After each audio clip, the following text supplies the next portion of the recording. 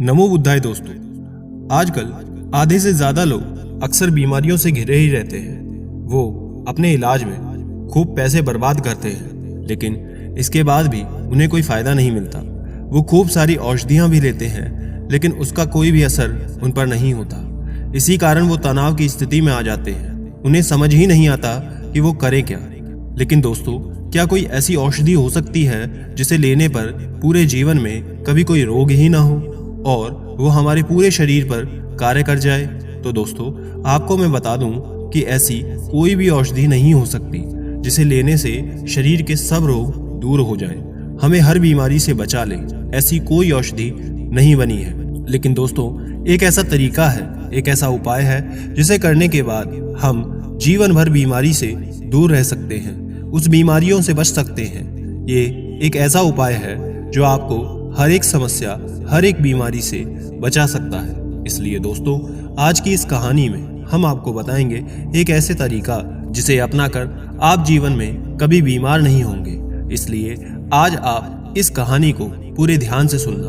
और अगर आप चाहते हैं कि आपको कोई बीमारी ना हो, आपको कोई रोग ना हो, आपको जीवन में कभी शारीरिक और मानसिक रूप से कोई समस्या ना हो, तो आप इस कहानी को अंत तक ध्यानपूर्वक सुनना और समझना। इस कहानी में बताए गए उपाय से आपकी उम्र थम सी जाएगी, आपको कोई बीमारी भी नहीं होगी। दोस्तों, उससे पहले छोटी सी प्रार्थना, अगर चैनल पर पहली बार आए हैं तो चैनल को सब्सक्राइब करें, वीडियो को लाइक करें, ज्यादा से ज्यादा लोगों तक शेयर जरूर करें। एक बार एक युवक जो कि अपनी बीमारी से बहुत ज्यादा परेशान था, उसने अपनी बीमारी का इलाज कराया, लेकिन उसकी बीमारी खत्म होने का नाम ही नहीं ले रही थी। एक बार उसने एक गुरु के बारे में सुना जो कि आयुर्वेद के बहुत बड़े ज्ञाता थे। उनकी प्रसिद्धि दूर दूर तक फैली हुई थी। उन गुरु के बारे में सुनकर वो युवक भी उनके पास गया और उनसे जाकर के बोला कि गुरुदेव, मैंने आपके बारे में बहुत सुना है, आप सभी की बीमारियों का इलाज करते हैं, तो कृपया करके मुझे भी कोई एक ऐसी औषधि बता दीजिए जिससे मेरे सारे के सारे रोग दूर हो जाए, क्योंकि मैं अपनी इन शारीरिक समस्याओं से, रोगों से बहुत परेशान हो गया हूँ। उस युवक की पूरी बात सुनने के बाद, युवक की पूरी बात को ध्यान से सुनने के बाद उन गुरुजी ने कहा कि बेटा, ऐसी तो कोई औषधि ही नहीं है जिसे लेने से तुम्हारे सभी रोग समाप्त हो जाएं। लेकिन हाँ, एक ऐसा उपाय जरूर है जिसको अगर तुम अपने जीवन में अपना लेते हो तो तुम्हें भविष्य में कभी कोई रोग नहीं होगा और तुम्हारे शरीर में जितने भी रोग हैं वो भी समाप्त हो जाएंगे। गुरुजी की ऐसी बात सुनकर खुशी से वो गुरु से पूछता है कि गुरुवर, कि आप मुझे वो उपाय ही बताएं, मैं उसे अपने जीवन में जरूर अपनाऊंगा। फिर गुरुजी उस युवक से कहते हैं कि बेटा, अब तुम मेरी एक बात को ध्यान से सुनो। जो उपाय मैं तुम्हें बता रहा हूँ वो उपाय है अपने शरीर की प्रकृति को समझना, क्योंकि अगर तुमने अपनी शरीर की प्रकृति को समझ लिया तो तुम्हें जीवन में कभी कोई बीमारी ही नहीं होगी। तो सबसे पहले तुम्हें अपने शरीर की प्रकृति को समझना होगा।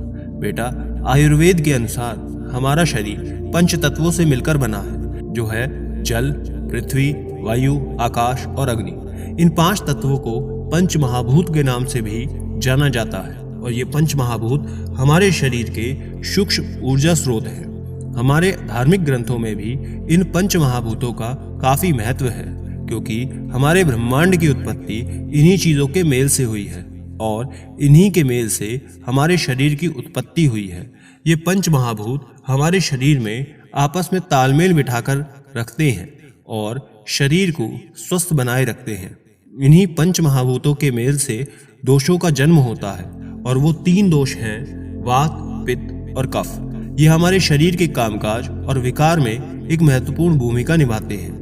जब शरीर में इन तीनों दोषों का संतुलन बिगड़ता है तो शरीर में रोग पैदा होता है। आयुर्वेद के अनुसार इन तीनों दोषों के आधार पर ही किसी व्यक्ति की प्रकृति निर्धारित की जाती है। तो किसी का कफ, तो किसी का पित्त, तो किसी की वात प्रकृति होती है।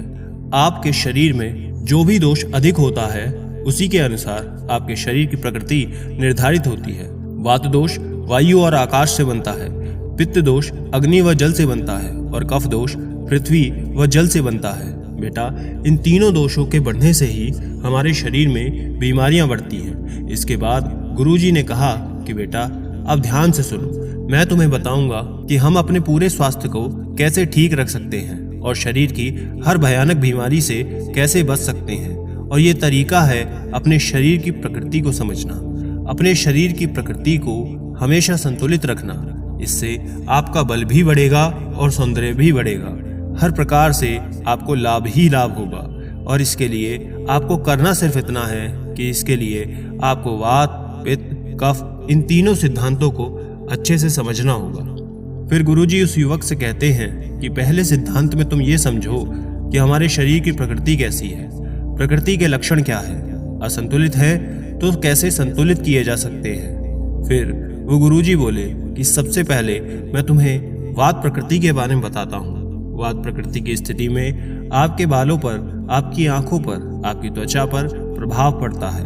आपके बाल रूखे सूखे होकर गिरने लगते हैं, झड़ने लगते हैं। बाल जब आपके झड़ने लग जाते हैं तब आप तेल का प्रयोग करते हैं, विभिन्न प्रकार की औषधियों का प्रयोग करते हैं, लेकिन तब भी लाभ नहीं हो रहा तो समझो कि वात प्रकृति आपको प्रकोपित कर रही है। वात रोग में आपकी समस्या है कि आंखों की रोशनी कम होने लगती है, त्वचा जो है वो रूखी सूखी होने लगती है और झुर्रियां पड़ना त्वचा पर और चेहरों पर, ये सब वात के प्रभाव होते हैं। तो यदि आपके साथ ये सब हो रहा है तो आप समझ सकते हैं कि ये वात के कारण हो रहा है। वात आपका असंतुलित हो रहा है।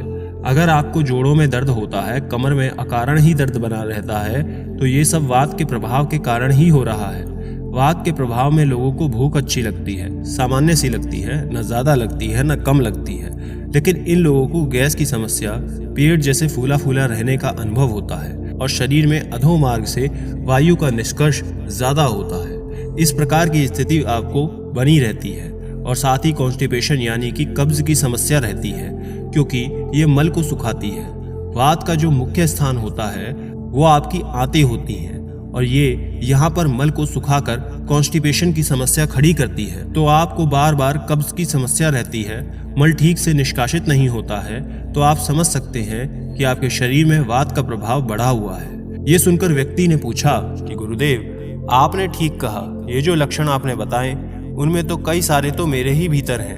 तब गुरुजी कहते हैं कि ठीक है, अब तुम ये समझो कि मन की स्थिति कैसी होगी।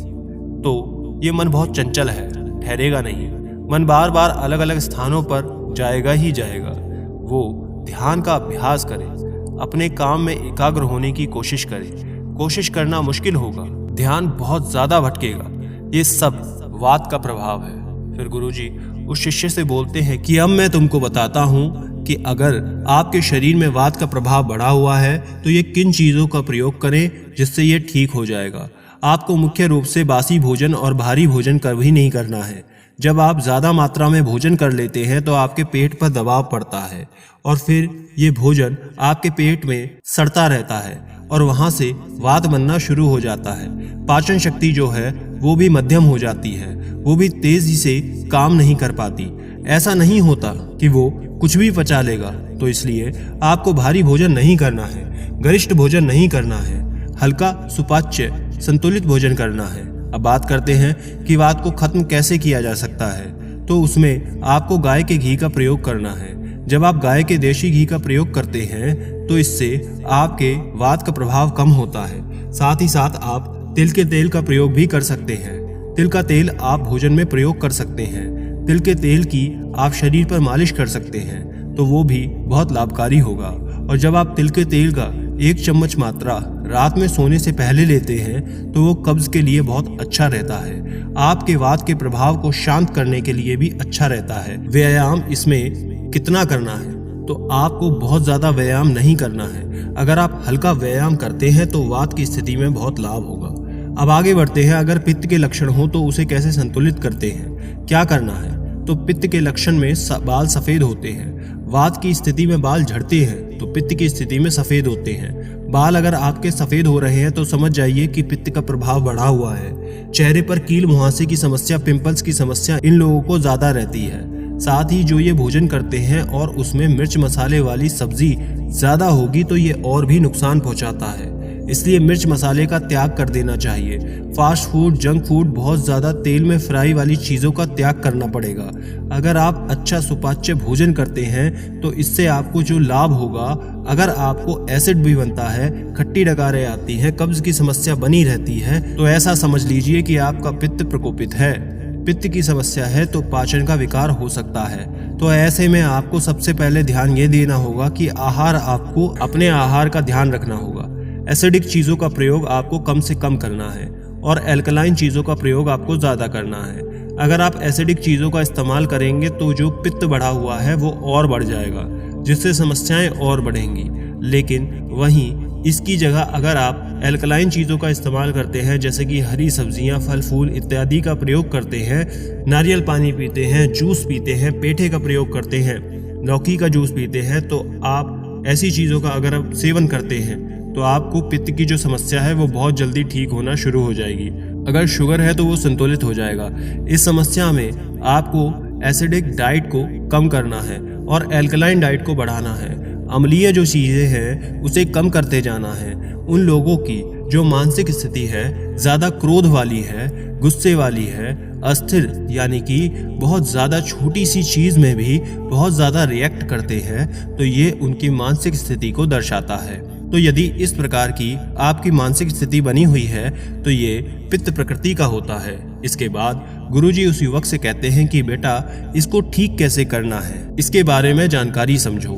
तो इसका उपाय ये है, यदि आप गाय के मक्खन का प्रयोग करते हैं तो बहुत ही अच्छा होगा। गाय का घी, गाय का मक्खन, मिश्री मिलाकर आपको प्रयोग करना है। आपको इसका बहुत ज़्यादा फायदा होगा। साथ ही इसमें बहुत अधिक फल सब्जियों का प्रयोग आपको करना होता है। व्यायाम में आप समझे कि कुंजल क्रिया जो है वो बहुत अच्छी रहती है, यानी कि आपको पर्याप्त मात्रा में 3-4 गिलास पानी पीकर उसके बाद उंगली से मुंह के भीतर डालकर कुल्ला करते हैं तो पानी बाहर आता है। ये जो क्रिया है वो पित्त की अवस्था में बहुत काम आती है। ऐसे लोगों को ध्यान का अभ्यास, योग का अभ्यास जरूर करना चाहिए। इससे भी मन शांत होता है, गुस्सा कम होता है। मानसिक स्थिति जब शांत होती है तो पाचन क्रिया पर भी उसका बहुत अच्छा प्रभाव पड़ता है। आपकी जो अल्सर जैसी समस्याएं हैं वो पित्त बढ़ा रहा है, तो व्यायाम करने से मानसिक समस्याएं भी कम होती हैं। अब बात करते हैं, अगर कफ प्रकृति बहुत ज़्यादा है उसके क्या लक्षण आपको दिखाई देते हैं। कफ प्रकृति को एक अच्छी प्रकृति माना जाता है। इसमें आपकी त्वचा, आपकी आंखें, आपके बाल सब अच्छा रहता है। आपका पाचन भी बहुत अच्छा रहता है। बहुत ज़्यादा भूख नहीं लगती है, लेकिन सामान्य भूख रहेगी। लेकिन आप ये समझिए कि जो आपकी कफ प्रकृति है उसमें आप जो कुछ भी खाएंगे उसमें आपका वजन बहुत तेजी से बढ़ेगा। आप में ओबेसिटी की समस्या बढ़ जाती है। जो म्यूकस है वो बढ़ता है। खांसी जुकाम की समस्या रहती है। ओबेसिटी की समस्या के कारण जो बीमारियां हैं जैसे कि डायबिटीज इत्यादि की दिक्कत की प्रधानता बनी रहती है। ये कफ प्रकृति की व्यक्तियों में ज़्यादा रहती है। ऐसे व्यक्ति यदि अपने आप को सक्रिय रखते हैं, अच्छे जीवन शैली अपनाते हैं तो फिर ठीक है। लेकिन यदि वो बिल्कुल निष्क्रिय हो जाते हैं, मतलब कोई काम नहीं करते, शारीरिक मेहनत नहीं करते, शारीरिक रूप से एक्टिव नहीं रहते, तो ऐसे प्रकार में स्थितियां कफ प्रकृति से बनती हैं। जो मानसिक स्थिति होती है इन व्यक्तियों की शांत होती है, मिलनसार स्वभाव के होते हैं, ये संतुलित मस्तिष्क के साथ रहते हैं। इसमें तमोगुण से ऊपर उठना बहुत ज़रूरी होता है। इसके लिए सक्रिय होना ज़रूरी है। निषेध होता है इसमें घी का, तेल का या फैट वाली चीज़ों का उपयोग करना। इन लोगों को ये सब चीज़ें ग्रहण नहीं करनी है, क्योंकि इससे और ज़्यादा फैट बढ़ता है। अगर आप फैट वाली चीज़ें लेंगे तो इससे आपको बहुत नुकसान देखने को मिलेगा। जो फैट है, मोटापा है, वो इसमें बढ़ता ही जाता है। तो आपका जो ये फैट है, मांस है, इसे ठीक करने के लिए आप सौंठ, इलायची, हल्दी, दालचीनी इत्यादि का प्रयोग कीजिए। तो अगर आप इस तरह की चीज़ों का प्रयोग करते हैं तो इसका संतुलन हो सकता है।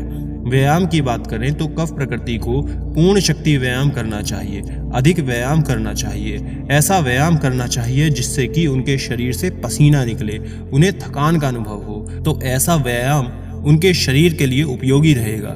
साथ ही साथ इनके लिए उपवास बहुत अच्छा रहेगा। हफ्ते में 1 दिन कफ प्रकृति के व्यक्ति को उपवास जरूर रखना चाहिए। ये इनके लिए बहुत अच्छा रहेगा। फिर गुरुजी उस युवक से कहते हैं कि बेटा, इस तरह आपको तीनों प्रवृत्तियों का ध्यान रखना है। यदि इस प्रकार से आप करते हैं तो निश्चित रूप से आप बहुत सारी बीमारियों से बच सकते हैं। आशा करते हैं ये जानकारी आपके बहुत काम आएगी। और भी ऐसी जानकारियों के लिए स्क्रीन पर दिखने वाली कहानियों को एक बार जरूर देखें। धन्यवाद।